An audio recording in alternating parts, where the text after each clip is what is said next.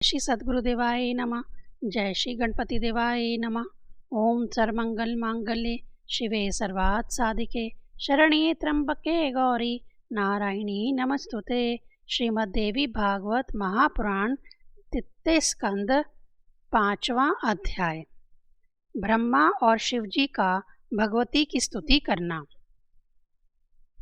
ब्रह्मा जी बोले, हे नारद, इस प्रकार देव जनार्दन भगवान विष्णु के स्तुति कर लेने के उपरांत भगवान शिव शंकर विनीत भाव से देवी के सन्मुख स्थित होकर कहने लगे। शिवजी बोले, हे देवी, यदि भगवान विष्णु आपके प्रभाव से प्रदुभूत हुए तथा उनके बाद ब्रह्मा जी भी आपसे उत्पन्न हुए, तो क्या मुझ तमोगुणी की आपसे उत्पत्ति नहीं हुई है? हे शिवे, आप तो समग्र लोक की रचना में चतुर हैं। पृथ्वी, जल, वायु, आकाश और अग्नि आप ही हैं। हे माता, आप ही इंद्रिय रूपाणी तथा आप ही बुद्धि, मन और अहंकार स्वरूपा हैं। ब्रह्मा, विष्णु और शंकर ने अखिल जगत की रचना की है। ऐसा जो लोग अन्यथा बोलते हैं वे कुछ भी नहीं जानते। आप ही ने सदा से इन तीनों की सृष्टि की है, जो आप ही की प्रेरणा से चर अचर जगत का सृजन, पालन, संहार करते हैं। यदि पृथ्वी, वायु, आकाश, अग्नि, जल आदि महाभूतों के गुणों तथा विषयों से ही जगत का निर्माण संभव हो, तो भी हे अम्बे, आपकी कला के बिना वह कैसे व्यक्त हो सकता है? हे अम्बे, आपने ब्रह्मा, विष्णु और महेश द्वारा निर्मित इस संपूर्ण चरा अचर जगत को व्याप्त कर रखा है। आप अनेक प्रकार के वेश धारण करके केतुक हल पूर्ण क्रीड़ाएं करती हुई यथेच्छ विहार करती हैं और पुनः शांत भी हो जाती हैं। हे अंबिके, जब मैं शिव, विष्णु और ब्रह्मा सृष्टि काल में इस ब्रह्मांड की रचना करने की इच्छा करते हैं, तब निश्चित ही आपके चरण कमलों का रजकण प्राप्त करके ही हम लोग अपने अपने कार्य करने में समर्थ होते हैं। हे अंबिके, यदि आप सदा दयालु चित्त वाली ना होती, तो मैं तमोगुण युक्त ब्रह्मा, रजोगुण युक्त संपन्न और विष्णु सत्व गुण युक्त कैसे बनते? हे अंबिके, यदि आपकी वैविध्यपूर्ण बुद्धि ना होती, तो यह संसार इतना विविधतापूर्ण कैसे होता, जिसमें मंत्री, राजा, सेवक, धनी और निर्धन भरे पड़े हैं। इस ब्रह्मांड की सृष्टि, स्थिति और संहार करने में आपके तीनों गुण सत्य, रज, तम ही सर्वथा समर्थ है। फिर भी आपने हम ब्रह्मा, विष्णु और महेश को क्रमशः इन कार्यों को संपन्न कराने के लिए तीनों लोकों के कारण रूप में उत्पन्न किया है। विमान में बैठा हुआ मैं, ब्रह्मा तथा विष्णु, हम लोग इन भवनों से पूर्ण रूपेण परिचित हो गए हैं। हे भवानी, मार्ग में स्थित इन नवीन भवनों को किसने बनाया, इसे आप ही बतलाएं। हे जगदम्बिके, आप अपनी कला से जगत की रचना तथा पालन करती हैं और जब चाहती हैं तब उसका संहार कर देती हैं। आप सदा अपने पति परम पुरुष को रमण कराती रहती हैं। हे शिवे, आपकी इस लीला को हम नहीं जान सकते। हे जननी, नारी भाव को प्राप्त हम लोगों को सदा अपने चरण कमलों की सेवा करने का अवसर दें, क्योंकि कालांतर में पुनः पुरुष तत्व प्राप्त होने पर आपके चरण कमलों से पृथक रहकर हम लोगों को वह प्रत्यक्ष सुख कहाँ प्राप्त होगा? हे अम्बे, हे शिवे, आपके चरण कमलों का त्याग कर ये नरदेह हम प्राप्त करके तीनों लोकों का स्वामित्व प्राप्त करके भी समस्त लोकों में कहीं भी रहने की मेरी रुचि नहीं है, चाहे मुझे त्रिभुवन का स्वामित्व भी क्यों ना मिल जाए। हे सुदति, आपके सान्निध्य में स्त्री भाव को प्राप्त कर लेने पर अब पुरुष भाव में मेरी थोड़ी भी रुचि नहीं है, जिसे पाकर आपके चरणावृंद के दर्शन का सौभाग्य ना मिला, वह पुरुषता कैसे सुख प्रदान कर सकती है? हे अंबिके, स्त्री का रूप पाकर मैं भव बंधन के मुक्त करने वाले आपके चरण कमलों में से परिचित हो गया हूँ। आपकी कृपा से तीनों लोकों में मेरा सुयश स्थिर रहे। इस संसार में ऐसा कौन प्राणी होगा जो आपके सान्निध्य का सेवन छोड़कर निष्कंटक राज्य करना चाहेगा? क्योंकि जिसे आपके चरण कमल का सान्निध्य प्राप्त नहीं होता, उसके लिए क्षण अंश भी युग के समान प्रतीत होता है। हे जननी, जो शुद्ध चित्त वाले मुनि आपके चरण कमल की सेवा त्याग कर केवल तपस्या में लगे रहते हैं, वे निश्चित रूप से विधाता के द्वारा ठगे गए हैं और अपनी हानि को ही लाभ समझते हैं।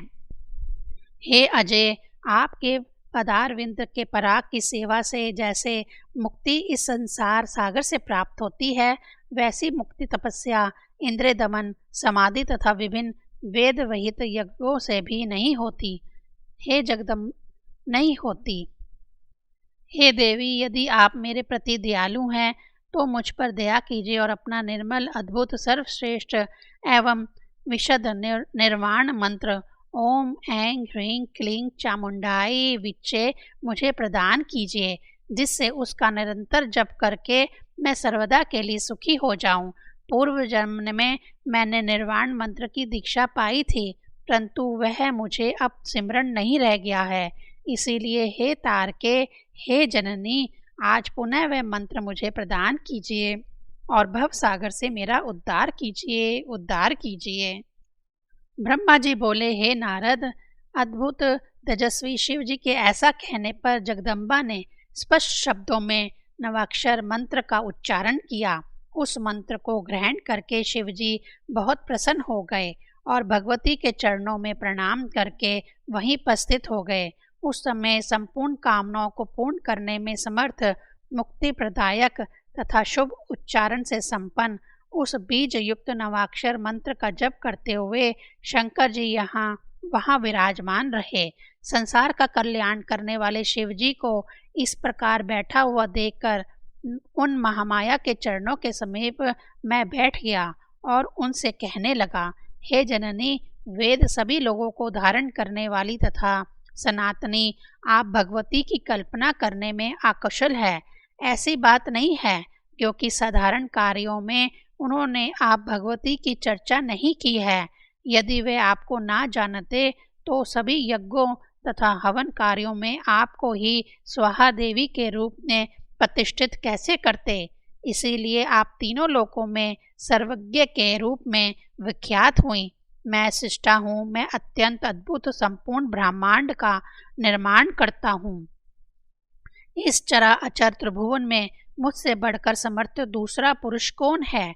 मैं निस्संदेह धन्य हूँ, मैं लोकात्तर ब्रह्मा हूँ। इस मिथ्या अहंकार के कारण मैं सर्वदा इस विस्तृत संसार सागर में निमग्न रहता हूँ। तथापि आज आपके चरण कमलों की पराग प्राप्ति के गर्व से मैं वस्तुतः धन्य हो गया हूँ और आपकी कृपा से ही आज मैं यथा तथ्य के ज्ञान में निपुण हो गया हूँ।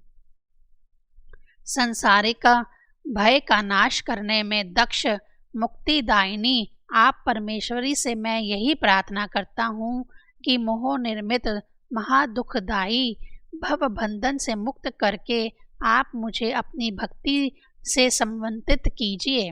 आपसे ही निर्मित अद्भुत कमल से मैं अर्विभूत हुआ हूँ और मैं आपका आज्ञाकारी सेवक हूँ, अतः मैं कैसे मुक्त हो सकूँगा। हे शिवे, इस भव सागर में पड़े हुए मुझ मोह मग्न की रक्षा कीजिए। इस संसार में जो लोग आपके सनातन पवित्र चरित्र को नहीं जानते, वह लोग मुझे ही ईश्वर कहते हैं, और जो यज्ञ करता स्वर्ग की इच्छा से इंद्र आदि देवताओं का यजन करते हैं, वह भी सर्वथा आपके प्रभाव को नहीं जानते। हे आदिमाए, सर्वप्रथम सृष्टि को 4 भागों अंडज, स्वदेज, उद्दिज और पिंडज जरायुज में विभक्त करने के लिए ही आपने मुझे ब्रह्मा के पद पर बिठाया, परंतु मैंने ये समझ लिया कि मैं ही सब कुछ जानता हूँ, दूसरा कौन जान सकता है। मेरे इस अहंकार जन्य अपराध को आप क्षमा कीजिए। जो लोग अष्टांग योग का आश्रय लेते हैं और समाधि लगाकर व्यर्थ श्रम करते हैं, वे अज्ञानी हैं। हे माता, वे यह नहीं जानते कि किसी भी बहाने आपके नामों उच्चारण मात्र से ही उन्हें मुक्ति प्राप्त हो सकती है।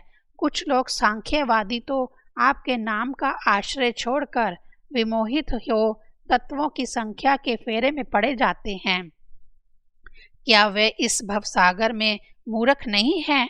हे भवानी, संसार से मुक्ति प्रदान करने वाली तो आप ही हैं।